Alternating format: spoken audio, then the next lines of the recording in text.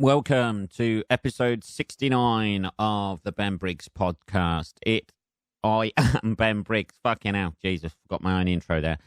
Let's start that again. Welcome to episode 69 of the Ben Briggs podcast. I am Ben Briggs. It's Tuesday the 31st of January, 2019, New Year's Eve, only it's not. It's 2 days later, people. It's Thursday at the moment. It is Thursday, the 2nd of January, 2020. We're in the future, people. I'm sorry it's late. I've been feeling a bit rough the last couple of days and haven't got around to doing it. I'm sorry. You know, like been doing various other bits, like keeping well, physically and mentally. Yeah, so this is it, people. We're in 2020 now. I hope your new year has started well. It's the trivialities of life that have got in the way for the lateness of this podcast. I'm so sorry about that, but we will be back on track on Saturday. That is one of my resolutions. I know I was slagging off people who have resolutions and all that sort of thing, but I've made a few myself. I know. I've seen all the people on social media doing an end of year review and stuff, and I'm not really. I don't know. There just seems something a little bit weird about doing an end of year review for yourself. Like you're giving yourself a fucking, I don't know, like a review of your performance for the year. Almost like some sort of appraisal that you're giving yourself on how well you've done. If you've set no goals at the start of the year and you achieve anything, surely that's a good thing. I don't know. So we're 2 days late. I know I could have done better than... I could have done better than this. We can all be better people, can't we? My end of year review, I know I've just been slagging it off as well. That's my hypocrisy there, people. Slagging it off, and then it's quite difficult as you get older. I find as you get older. Like, I still remember what I did in 1999 and most of the 90s, and then everything after that is a bit of a blur. Everything blurs into each other, don't they? You try and be a better person. You fuck up every now and again. Some nights, a little bit too true for me this week. But yeah, you try and be a nice person, don't you? And sometimes you fuck up, but that's what happens, isn't it? You just kind of make the same sort of fuck ups throughout life, and you think one day I'm going to learn from this. One day something is going to happen in my brain that connects, that I can actually learn from this rather than still making the same mistakes that you've always made. Yeah, so I'm feeling a bit rough. This is why sweaty, you know, fucking horrible. So that's why it's late, people. But I hope your end of year reviews went well. It doesn't seem like the end of a decade to me. It just doesn't. You know, 2019, it just, I don't know. When you think of the 2010s, what did they call them? The 20-teens, 20-teens, something like that. Just doesn't seem like a proper decade. Now we've got into the 2020s. It'll feel like a proper decade. But, yeah, you know, like the 90s or the 80s or, you know. Although I imagine people in the 1880s called that the 80s. I don't know. There's none of them around, is there, to ask these days? If there is, like, you know, they've got other things on their mind, I imagine. But yeah, it's this is going to be a mishmash of an episode. I ain't gonna lie to you. What have I... we'll do a bit of an end-of-year review. One thing I've done, as you well know, is start this podcast. That's one thing I've actually got off my arse and done, albeit late. I hear you shouting out there, albeit late, yes. But at least I've got off my arse and done this a little bit, and it's building a little bit, which is quite nice. Thank you for your avid listenership, every avid listener out there. But yeah, you know, you just it's kind of like when you get, I don't know. It's been a decade where it's been one step forward, one step back, and then 1.5 steps forward, and then, you know, 1 step back, and you're like half a step forward, possibly at the end of the decade. But trying to make the most of this. We'll do a bit of an end of year review, I suppose. I don't know. It's been a funny old year. It's had its ups and downs, hasn't it? You know, we're still here. I think that's the main thing that all of us have achieved who are still alive today. At least we're still here. So the potential of actually achieving something is there. You know, you can actually potentially achieve something because you're not out of the game quite yet. Think of all the people who are out of the game. I don't know. I can't even remember who's died this year. Who has died this year? That's more my sort of tempo, isn't it? Who has died? I'm not just talking in 2019. I'm not just talking celebrities who died. It's always celebrities as well, isn't it? You don't get a listing unless you've done something. You know, they're not going to say it's just like, you know, Bob Smith down the road died. Celebrities who died in 2019. Any big ones? I can't remember. Jesus, it all goes into one, doesn't it? Don Imus, disc jockey Don Imus. This must be American sort of related. Danny Aiello.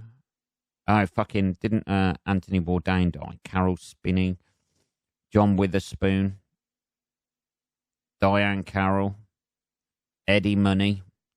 I don't know a lot of these people. This must be very, very fucking Cameron Boyce. Actor Cameron Boyce, known for his roles in Disney Channel's Jessie and franchise Descendants and Adam Sandler grown-ups movies, died. Jesus. Rip Torn, yeah, I know. Beth Chapman. Oh, yeah. Yeah, there's quite a few. As it turns out, there's quite a few people. Beth Chapman was the Dog the Bounty Hunter woman, weren't she? Like, that was his missus. Big, buxom, fucking proper. She was the archetypal. If you thought of a bounty hunter's wife, it would be the first person who would spring to mind would be Beth Chapman. And not just, you know, just the looks wise. You just imagine she would be some sort of bounty hunter's wife or a wrestler's wife or something. Grumpy Cat. He died. That's a very modern phenomenon, isn't it? That a cat who just looks grumpy and becomes memes and fucking has big followers on Instagram, he gets part of the lineup who died. Grumpy Cat, whose sourpuss became an internet sensation, has died at age 7. Is that old for a cat? I don't know. I thought cats lived longer than that. Maybe it was the stress of his Instagram followers. According to her owners, posting on social media May the 17th, her owners wrote Grumpy experienced complications from a urinary tract infection and died peacefully in the arms of her mother on May the 14th. That's a bit weird, isn't it? I imagine the mother wasn't the cat. Tim Conroy. Doris Day. Doris Day, the honey voice singer and actress who's filmed... Jesus, I thought she'd been dead for ages. Fucking loads of them. Sorry, I know this isn't interesting to you, but to me, who's still alive, you know, Nipsey Hussle, rapper Nipsey Hussle was shot and killed outside. It's still happening with the old rappers. Oh, yeah, Keith Flint, Luke Perry, yeah, fucking... That's more my generation. Keith Flint, Luke Perry, you know. Never mind, they're all gone. They're all gone, people, and it's just us lot left. And we can be as smug about that as we like. I don't know, like films of the year. Let's have a look. Films of the year 2019. What have we seen? Let's have a look. I saw the new Star Wars the other day. Once Upon a Time in Hollywood, that was good. The Irishman, didn't think much of that. Avengers Endgame, that was good. Joker, obviously. That's got to be the film of the year that's come out, hasn't it? Joker. AD Astra. I just don't like that because of the name. I haven't watched it. Yeah, the film of the year's got to be Joker. got to be Joker for me. It's up there with, like, it's like a Fight Clubby fucking, you know, mess your head up. Sort of like while you're watching that, you don't want to watch that fucking on your own. Talking of things I've watched this week as well, even though that wasn't this week. I'm just trying to strand things together for this episode, people. This is a filler episode, if anything, I think. I'm just trying to get this out 2 days late as it is, but Saturdays will be out on Saturday. I know, you keep saying this, Ben, every time. I know. The thing is, right, the the listening figures haven't really gone down that much when I release an episode and it's out late. So, it kind of gives me the incentive to go, fuck it. Which is now one of my, going to be one of my fucking resolutions for the year, to actually get them out on time. I don't really want to record it like the day before, though. You know what I mean? And then release it on the day if I'm busy that day. Because I like to keep things fresh, people fresh. But, yeah. I can't even remember what I was talking about before this now. Things I've watched recently. I don't know if you've seen it. The BBC do some bloody good documentaries, I tell you. Bit of tea there. The BBC do some bloody good documentaries. I've watched 2 really good documentaries. Michael Hutchence one on the BBC. I forget what it's called, but Hutchence documentary. I watched that. I wasn't really ever into In Excess. Mystify, that's what it's called. Michael Hutchence. If you haven't seen it, it's on YouTube. Oh no, that's a trailer. But if you haven't seen it, it's on the BBC iPlayer. You can watch it on there, called Mystify Michael Hutchence. It kind of like just tracks through, like, obviously, like any documentary, all the way through from when he sort of like started off and how he made it, and then obviously the tragic end of him like killing himself, which seems a little self-indulgent, but it was quite a like sad figure, really. By the end, you know, because he In Excess, like, I was never into their music. It was all a little bit too, I don't know, U2-y for me. You know, like, it's the long-haired front man taking his fucking top off, dancing around the stage and shit. Like, he was very, like, in some of the early footage, he looked very Mick Jagger. Mick Jagger's got a lot to answer for, but it was that, like, I don't know, that late sort of, like, 80s, early 90s, you know, late 80s, early 90s sort of thing before Britpop and grunge came around. You know, grunge obviously first and then Britpop. And it wasn't really my sort of cup of tea. I was, like, quite young at that age, I think. I don't know, about 10 or 11, I think. Like, 77 I was born. So, you know, it kind of passed me by. And then by the time I got to my teenage years, grunge was out and Nirvana, and then obviously that ended. And then Britpop came along with Oasis, Blur, Pulp, people like that. So I got more into that sort of thing.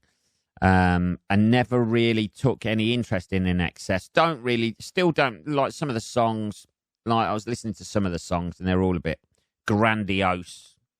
I don't know, you know, they're just a bit too deep, maybe. I don't know. But the documentary is really interesting. I would definitely recommend watching it. Noel Gallagher comes across as a bit of a cunt, but I think because he says he makes a quote at some awards. I think it was the Brit Awards or something, and he says has-beens should never be giving awards to gunnabis. And you can see Michael Hutchence is a little bit fucking deflated by that. But apparently there's a backstory to that I didn't know. Because I've Googled it and having a look on forums, and because I'm quite a Noel Gallagher fan, that Michael Hutchence was slagging Oasis off before that ceremony, apparently. So that was a reaction to that, which they left out of the documentary. Whether that's true or false or whatever, they definitely left it out of the documentary. So, they didn't address that. If it's false, then there's no need to include it at all. So I watched that, and then I watched the Liam Gallagher documentary, also on the BBC. American people out there, get on the BBC documentaries, man, on the iPlayer website. If you can get it in your region, that's it, isn't it? It's like DVDs, isn't it? Let's have a bit of tea. Yeah, that was always a weird thing with I never understood that, why there's like Region 1 and Region 2 DVDs. Why they're different. Why they can't just make everything universal. Is Blu-ray universal? I don't know. I've got an Xbox, but I never buy Blu-rays because they're too expensive for my viewing pleasure. So I watched, the Liam Gallagher documentary, which is really interesting. And at times he looks like really vulnerable in it, which is quite a new sort of like slant on what he actually, what he's usually like. Because you remember, you just remember seeing that sort of like confident, swaggering 90s figure where everything was going right for him. And after setting up the band, obviously BDI, that tanked a little bit. And you thought he was sort of like dead and gone. Kind of like a Robbie Williams figure, even though he probably wouldn't like that analogy. But you thought he was sort of like dead and gone. And then comes back with 2 cracking albums. I think the documentary is called As You Were. I think it's called that. Yeah, because it's after the fucking As You Were documentary. Yeah. And it's just like how he's, how the split up of Oasis, as it was, sorry, that's it, innit? As it was. Sorry, a bit of a cough coming out there. Jesus, Ben, what are you doing? Yeah, so it sort of like tracks back from, it's really interesting, tracks back from sort of like the end of Oasis, and then all the way through from like when he set up BDI and then just like set up on his own, doing his own thing, and the release of those 2 albums. And at times in that, it's quite an interesting sort of like, he seems to have changed, like his missus seems to have changed him a little bit. She seems to be like a supportive role model behind that. But it's really interesting. I'll check it out. American people, if you can get the BBC, I don't know if you can. Let me know about whether you can get that or not.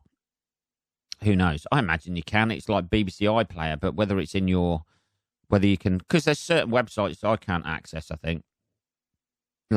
Or when you get that weird thing when you go to YouTube and it says, this content is not available. I don't know whether it's the same thing for you, whether that works like that, or whether all the Americans are out there going, no, we watch the BBC all the time. It's fine. It would be worth Googling that, isn't it? Can you watch BBC iPlayer in USA? Here we go. Must be able to. You can watch for free. It's for free if you use a VPN. However, many VPNs are blocked by the BBC. BBC content is available online via BBC iPlayer. This includes content from BBC One and other BBC channels. Unblock BBC iPlayer outside UK. Oh, right. How to watch BBC live and free. Fuck. So you have to pay for that shit, do you? You can watch BBC iPlayer for free in the USA if you use a VPN. I don't know what that is. VPNs encrypt your traffic, preventing your activities from being monitored by hackers. Your ISP, internet service. However, they have another major benefit, allowed to change your IP address to stream. BBC content is available online via BBC. This includes content for BBC. Oh, right, okay. I imagine that's because, is that something to do with, because the BBC is funded by TV licenses, and if you haven't, that's the thing, isn't it? It comes up, you got a fucking TV license on the iPlayer. So, American people, you might miss out on that, but I'm sure you can get it, I'm sure you can get it on these fucking sites like Putlocker or whatever. Not that I use that site, I don't use that one, but I know people who do. Check out those 2. I think I talked about the 2 popes the other day. I watched that. That was quite good. as well. And I've just got into, I don't know if you've got this, I know this seems like a fucking review of what's on Netflix and BBC iPlayer at the minute, but I've just got into Messiah. I'm on the third episode. It's now, 9:15 at night. I'm on the third episode, and it is paused on my TV. I've just got watching that. It's actually quite a good idea. Like a modern day Jesus-y type guy who's come back, who would be instantly shot, I imagine. This is not, there's too much divergence in all the religions, isn't there? People of the same religion fucking fighting and killing each other. You think of all the different types of fucking Christians there are, or Muslims they are, just that little tiny little tweak of something that they don't believe in and these do. It's almost like the running off with a shoe thing in The Life of Brian, isn't it? But it sort of picks up and uses like ISIS, I think. I think the guy's meant to be like a Muslim, but it says he's originally a Jewish guy. And it picks up with that whole ISIS, ISIL, Daesh, whatever thing, like are attacking a town, and then like he gets rid of them with a sandstorm or something like that. It's very sort of like Old Testament. It starts, but they're all fucking interrelated anyway, aren't they? All the religions and shit. They're all a little bit, they're all a little bit similar. So it sort of like picks up like a modern day thing. So there's people like filming and shit like that when he's doing like little miracles and shit. But it's actually quite interesting, and how like people like the CIA and the covert people are trying to like track him and shit like that. Anyway, so imagine how the Romans were. I'm not sure whether the Romans had CIA or not. They must have had some sort of special forces. They couldn't just be like normal soldiers just going around all the time. They must have had some sort of SAS. You never hear about that, do you? Special, I know there's geeks out there going, actually, Ben, this was the fucking Legion that were the special forces or whatever. Just little Romans with fucking balaclavas on. They had a different sort of sword or something. I don't know. I don't know, people. I'm not here to give you all the answers, am I? Clearly. I'm here to fill time today, aren't we? But I would watch that, definitely. That's one of the, I don't know what the best Netflix of 2019. Let's do this. 2019, so yeah. And, oh dear. According to Esquire, oh fuck, I haven't seen any of this. Queer Eye season 3. That's not really 46 of the best Netflix series to binge watch in 2019. I don't know. This is not real. This is less. This is The Witcher. I haven't watched that yet. That's only just come out anyway, isn't it? The Crown. I watched that. Yeah. The Crown's good. Queer Eye. We're in Japan. Yeah, it doesn't really. Oh yeah, and Black Mirror. Yeah, that's probably. Yeah. We can do that all day, can't we? We can do that all day. What are we on? Let's have a little look. 23 minutes, people. 23 minutes. Right, let's have a look at, see if there's any, let's close the dead fucking celebrities page down. Jesus, don't want them fucking staring at you all the time, do you? Here we are, stuff in the news. How to survive the apocalypse, according to British preppers. Now, we've got British preppers over here now. I wasn't aware of this. This is strictly an American phenomenon. Our colonial cousins over there. Preppers are often seen as tin fat oil-wearing members of a doomsday cult, but many have celebrated Christmas just like the rest of us. Well, yeah, I imagine so, yeah.